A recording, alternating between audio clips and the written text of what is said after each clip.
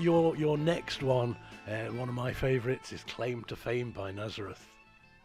Yeah, I had to have Nazareth on my inspiration list, obviously, for, I mean, this is so hard to put into words how great the band Nazareth was. Particularly this No Means City album. The whole album is filled to the brim with great songs. Yes.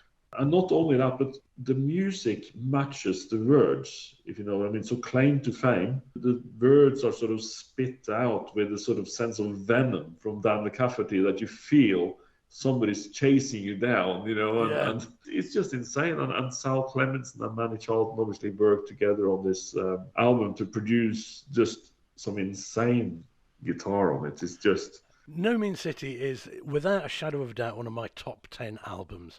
If I could only have 10 records, that would be one of them. Yeah. It's just incredible. And it's even got a damn fine cover. It's got one of the best record covers ever. Exactly, yeah. And it matches the songs. I love the story behind the title track. It's an old book by a Scottish writer about the Razor Kings. And it's one of my favourite novels. I just love the story itself.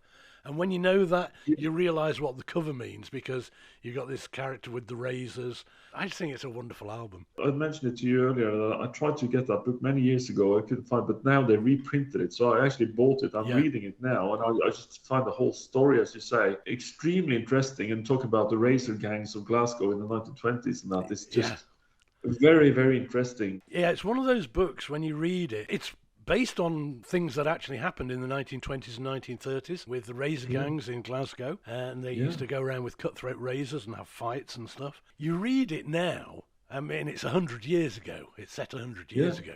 You think, this is a world that it's just totally alien. It's like another world completely. It's a fascinating story. You say it's another world, but actually, Manny had some good stories about playing in Glasgow. I can imagine. Because he used to say to me, the promoter invited the Nazareth to play in Glasgow, and obviously quite a lot of times. And at the early days, they said, when the fighting breaks up, don't stop playing, kind of thing. and it wasn't if the fighting breaks up. No, it was when. I've been to a couple of gigs in Glasgow.